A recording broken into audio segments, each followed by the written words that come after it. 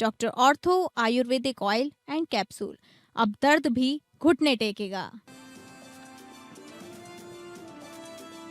PM Modi के असम दौरे के दौरान प्लेन मोरन हाईवे पर उतरा। राफेल, सुखोई, तेजस ने भी भरी उड़ान।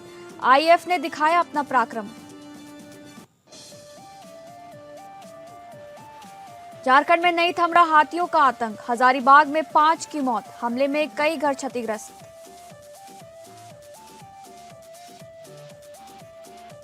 खालिस्तानी आतंकी पन्नू की हत्या की साजिश मामले में भारतीय नागरिक निखिल गुप्ता को 24 साल की सजा।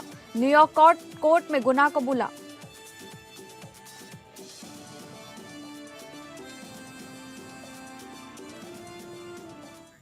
नमस्कार, आप सभी का स्वागत है टॉप अपडेट में। मैं हूं आपके साथ शालिनी राणा। शुरुआत करेंगे टॉप अपडेट की।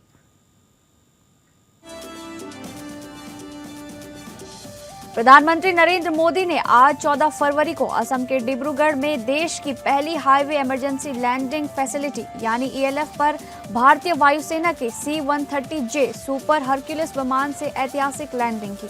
ऊपरी असम में तैयार ये विशेष हाईवे स्ट्रिप युद्ध का या आपात स्थिति में लड़ाकू विमानों, ट्रांसपोर्ट एयरक्राफ्ट और हेलीकॉप्टरों के लिए वैकल्पिक रनवे का काम करेगी। चीन सीमा के नजदीक होने के कारण ये सुविधा पूर्वोत्तर की सामरिक क्षमता को नई मजबूती देगी। इससे पहले राफेल, सुखोई 30 और C-130J जैसे विमानों का यहां टच एंड गो रिहर्सल भी सफलतापूर्वक किया जा चुका है। केंद्र सरकार देश भर में कुल 28 ईएलएफ विकसित करने की योजना पर काम कर रही है, जिनमें से 5 असम में बनाए जाएंगे। रक्षा तैयारियों के साथ साथ ये सुविधा प्राकृतिक आपदा के समय राहत और बचाव कार्यों में भी अहम भूमिका निभाएगी। कुल मिलाकर डिब्रूगढ़ की ये पहल पूर्वोत्तर भारत की सुरक्षा और रणनीतिक तैयारी की दिशा में एक बड़ा और निर्णायक कदम मानी जा रही है।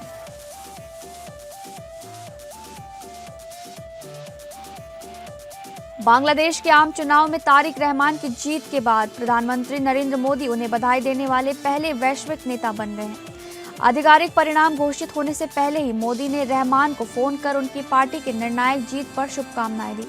अपने संदेश में मोदी ने कहा कि ये जनादेश बांग्लादेश की जनता के विश्वास का प्रतीक है और भारत द्विपक्षीय संबंधों को और मजबूत करने के लिए प्रतिबद्ध है।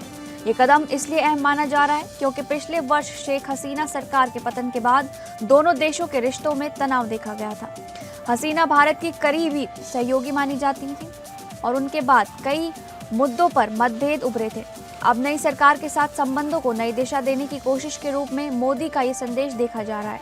हालांकि जमात-ए इस्लामी की भूमिका को लेकर भारत की नजरें टिकी रहेंगी और रहमान सरकार के कदम अहम साबित होंगे। योगी आदित्यनाथ के गोरखपुर दौरे का आज दूसरा दिन रहा, जहां उन्होंने सुबह गोरखनाथ मंदिर में विधिवत पूजा अर्चना की। पूजा के बाद मुख्यमंत्री मंदिर परिसर स्थित गौशाला पहुंचे और गायों की सेवा करते हुए उन्हें गुड़ खिलाया।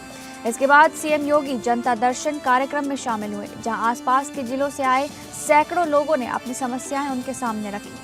मुख्यमंत्री ने एक एक फरियादी की बात गंभीरता से सुनी और संबंधित अधिकारियों को तत्काल समाधान के निर्देश दिए। कार्यक्रम में मौजूद जिले के आला अधिकारियों को शिकायतों पर त्वरित कार्रवाई सुनिश्चित करने को कहा गया। सीएम ने स्पष्ट किया कि जनता की समस्याओं का समयबद्ध निस्तारण सरकार की प्राथमिकता है। गोरखपुर दौरे के दौरान प्रशासनिक सक्रियता और जनसंवाद का ये सिलसिला पूरे दिन जारी रहा।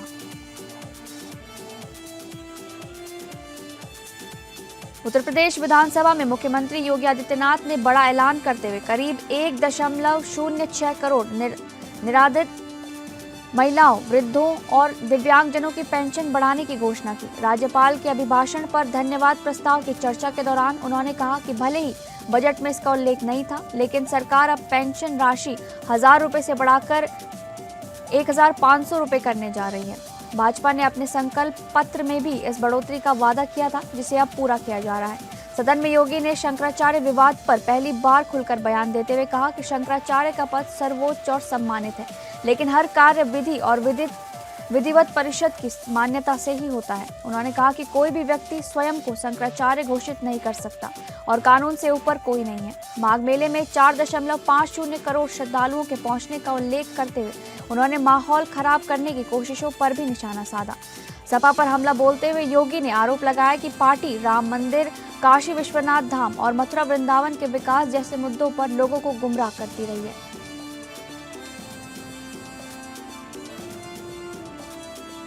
योगी आदित्यनाथ ने लखनऊ विधानसभा में प्रदेश की परिस्थितियों पर गंभीर और व्यंग्यपूर्ण टिप्पणी की। उन्होंने कहा कि हालात अचानक खराब नहीं हुए थे, बल्कि यही व्यवहार था जिससे बिटिया घबराती और व्यापारी कारोबार समेटता था। सीएम ने अभिभाषण के दौरान इस आचरण की झलक भी देखने को मिली कि बात कही और कहा कि कोई भी व्यक्ति इसे स्वीकार नहीं करेगा। उन्होंने व्यवहारिक दृष्टिकोण से बात करने का प्रयास किया और आश्वासन दिया कि सभी मुद्दों का जवाब देंगे। उन्होंने गालिब का उदाहरण भी साझा किया, जिसमें उन्होंने कहा धूल चेहरे पर थी और आईना साफ करता रहा। सीएम के इस भाषण ने सदन में उपस्थित सदस्यों के बीच गंभीर चर्चा को जन्म दे दिया। उनके विचारों में प्रदेश की वास्तविक स्थिति और प्रशासनिक चुनौतियों पर स्पष्ट संकेत नजर आए।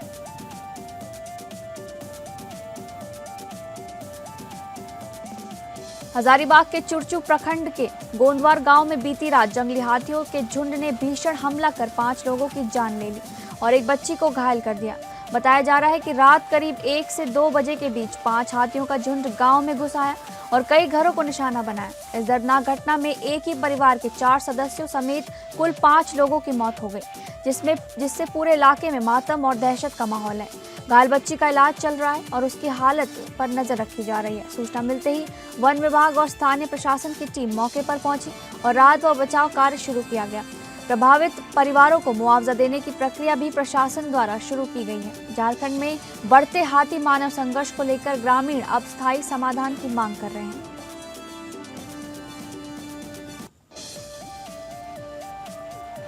खालिस्तानी आतंकी गुरपतवंत सिंह पन्नू की हत्या की साजिश के मामले में भारतीय नागरिक निखिल गुप्ता को 24 साल की जेल की सजा सुनाई गई है।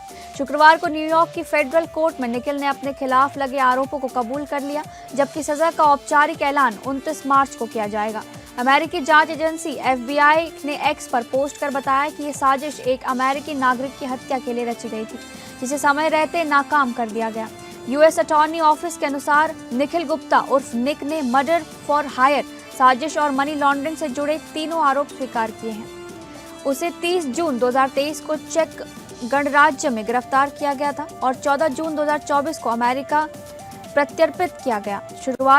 शुरुआत में खुद को निर्दोष बताने वाले निखिल ने अब अदालत में अपराध स्वीकार कर लिया है। अमेरिकी न्याय विभाग ने आरोप लगाया है कि भारत के एक पूर्व अधिकारी के कहने पर यह साजिश रची गई थी, जिसकी जांच अब भी जारी है। अजीतमल कोतवाली क्षेत्र के ग्राम अमावता में खेत की रखवाली कर रहे 35 वर्षीय किसान अर्जुन सिंह की संदिग्ध परिस्थितियों में मौत से सनसनी फैल गई है। हरपालपुर अड्डा के पास गेहूं के खेत में देर रात उनका शव मिला, जबकि परिवार को चेन्नई में फोन कर बताया गया कि सुअर की टक्कर से हादसा हुआ है। लेकिन घटनास्थल पर कुल्हाड़ी, टूटी टॉर्च और लाल मिर्च पाउडर का पैकेट मिलने से हत्या की आशंका गहरा गई है। परिजनों ने निष्पक्ष जांच और दोषियों की जल्द गिरफ्तारी की मांग की है। सूचना मिलते ही पुलिस बल और फोरेंसिक टीम मौके पर पहुंचकर साक्ष्य जुटाने में लगी है। मृतक के परिवार में पत्नी शांति और 8 वर्षीय पुत्र नैतिक हैं, जबकि 4 भाई नौकरी में हैं और अर्जुन खेती संभालते थे। आक्रोशित ग्रामीणों ने बाबरपुर सिकरोड़ी मार्ग पर शव रखकर जाम लगा दिया, जिसके बाद अधिकारी मौके पर पहुंचकर समझाने का प्रयास कर रहे हैं।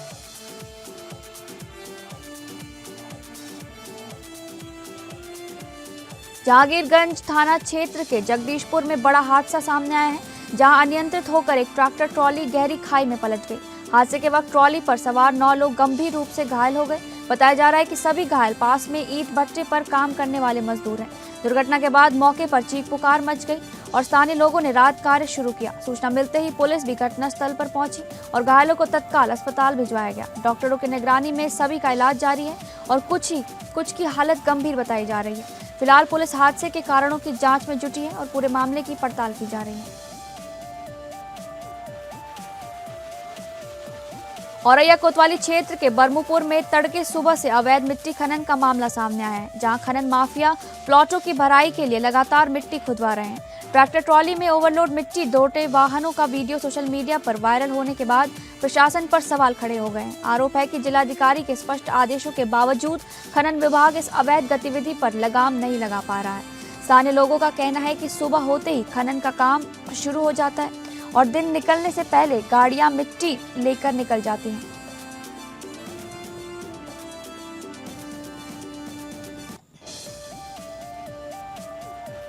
बदायूं के थाना मूसाझाक क्षेत्र में दर्दनाक सड़क हादसे में सहायक अध्यापक स्वतंत्र पटेल उर्फ विशाल की मौत हो गई।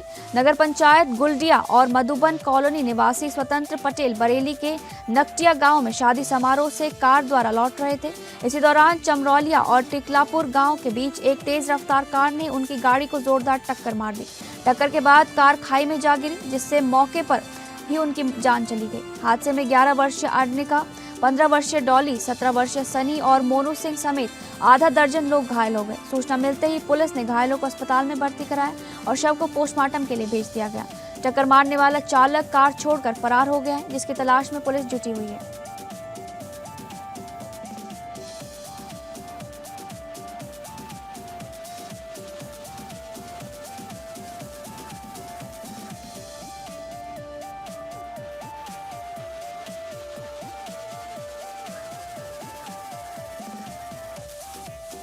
बाराबंकी जिले के असेनी मोड़ के पास लखनऊ अयोध्या हाईवे पर आज दोपहर दिन दहाड़े एक सनसनीखेज वारदात हुई, जिसमें अधिवक्ता और मुख्तार अंसारी के करीबी माने जाने वाले शोएब किदवई उर्फ बॉबी को गोली मारकर हत्या कर दी गई।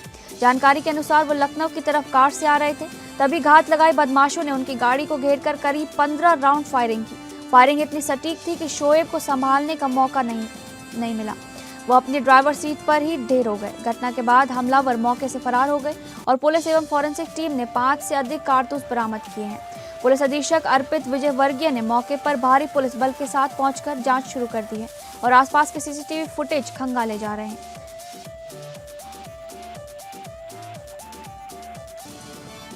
हमीरपुर जिले में रामपुर बार एसोसिएशन के सदस्य और वरिष्ठ अधिवक्ता फारूक खान की बीते बुधवार को गोली मारकर निर्मम हत्या किए जाने से जिला बार एसोसिएशन में भारी आक्रोश व्याप्त है। अधिवक्ताओं ने घटना की कड़ी निंदा करते हुए राष्ट्रपति को संबोधित 3 सूत्री मांगों का ज्ञापन डीएम कार्यालय में सौंपा। ज्ञापन में हत्या के दोषियों के खिलाफ तत्काल कठोर कार्रवाई, मृतक परिवार को 1.5 करोड़ रुपए की आर्थिक सहायता और आरोपियों के खिलाफ एनएसए के तहत कार्रवाई करने की मांग की गई है। इसके साथ ही प्रदेश में अधिवक्ता प्रोटेक्शन एक्ट लागू करने की भी जोरदार अपील की गई। बार एसोसिएशन ने कहा कि न्याय की प्रतीक्षा में अधिवक्ताओं की सुरक्षा सुनिश्चित करना सरकार की जिम्मेदारी है। ज्ञापन सौंपने के बाद अधिवक्ताओं ने शांतिपूर्ण प्रदर्शन किया और प्रशासन से शीघ्र कार्रवाई की अपील की। फारूक खान की हत्या ने पूरे जिले के अधिवक्ता समुदाय में डर और आक्रोश दोनों फैलाया है।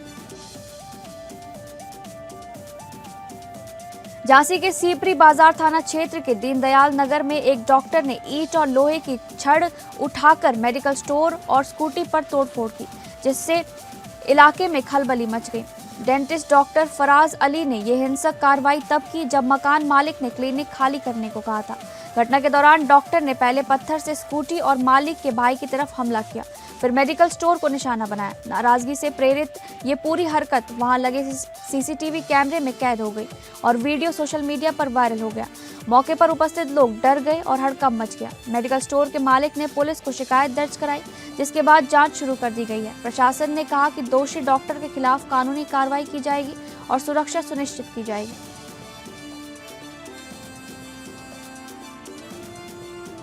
कुशीनगर के पडरौना नगर स्थित गोस्वामी तुलसीदास इंटर कॉलेज के 700 इंटरमीडिएट छात्रों को इस साल बोर्ड परीक्षा से वंचित कर दिया गया है।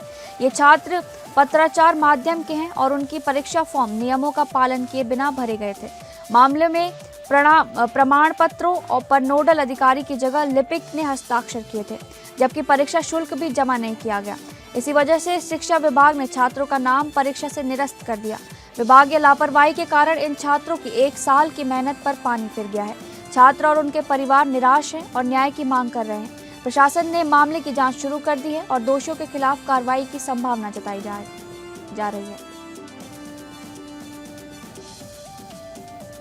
ललितपुर के ग्राम गुगरवारा में एक भीषण सड़क हादसे में तेज रफ्तार बस ने 3 बाइक सवारों को रौंद दिया, जिससे मौके पर ही उनकी मौत हो गई। मृतक ललितपुर खीरिया छतारा निवासी थे और मजदूरी कर घर लौट रहे थे।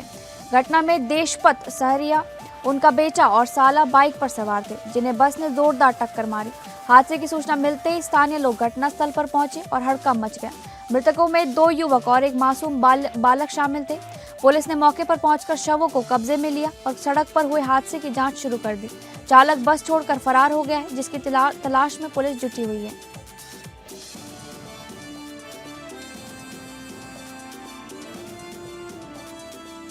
उत्तर प्रदेश के महोबा में मिड डे मील योजना में बड़ा भ्रष्टाचार सामने आया है, जहां नौनिहालों के भोजन की गुणवत्ता पर गंभीर सवाल उठे हैं।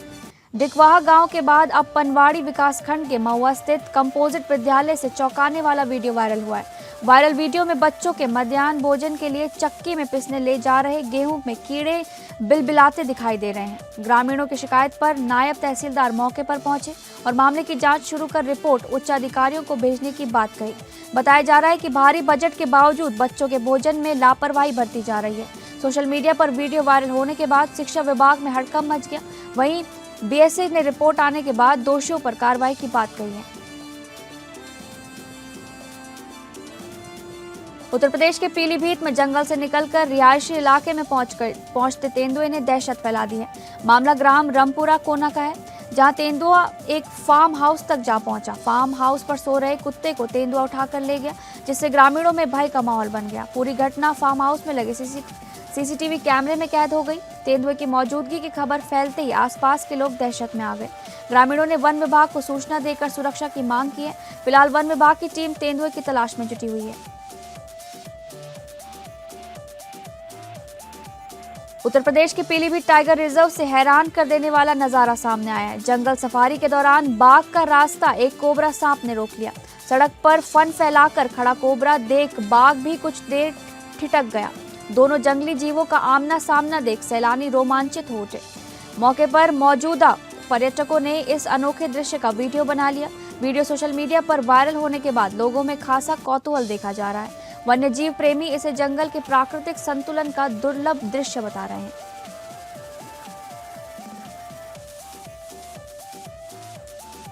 उत्तर प्रदेश के रायबरेली में बदहाल गड्ढायुक्त जेल रोड को लेकर सियासत गर्मा गई है। सड़क को नगरपालिका से पीडब्ल्यूडी में ट्रांसफर कराने पर क्रेडिट लेने की होड़ मच गई। सदर विधायक अदिति सिंह ने इसके लिए योगी आदित्यनाथ को धन्यवाद दिया है। वहीं नगरपालिका अध्यक्ष शत्रुघ्न सोनकर ने राहुल गांधी के प्रति आभार जताया। वर्षों से जर्जर पड़ी सड़क अभी बनी भी नहीं, लेकिन सियासी श्रेय की लड़ाई तेज हो गई। बीजेपी और कांग्रेस आमने सामने आकर इसे मुद्दा बना रही हैं। स्थानीय लोग सवाल उठा रहे हैं कि नेता क्रेडिट लेंगे या सड़क का निर्माण भी कराएंगे। उत्तर प्रदेश के श्रावस्ती जनपद के सिरसिया ब्लॉक में एसआईआर फॉर्म जमा न होने से लोग परेशान नजर आए। फॉर्म जमा करने पहुंचे ग्रामीण घंटों तक कर्मचारियों को खोजते रहे, लेकिन कोई जिम्मेदार मौजूद नहीं मिला। नाराज लोगों ने मामले की जानकारी एसडीएम और सीडीओ को फोन कर दी। आरोप है कि ब्लॉक परिसर में तैनात कुछ कर्मचारी शराब के नशे में धुत दिखाई दिए। वहीं बचकाही गांव स्थित पशु अस्पताल में तैनात डॉक्टर की भी एसआईआर ड्यूटी लगाए जाने की बात सामने आई है। एसआईआर फॉर्म जमा करने की प्रक्रिया पूरी तरह अव्यवस्थित दिखी। पूरे मामले में लापरवाही को लेकर जिम्मेदार अधिकारी बेखबर नजर आए।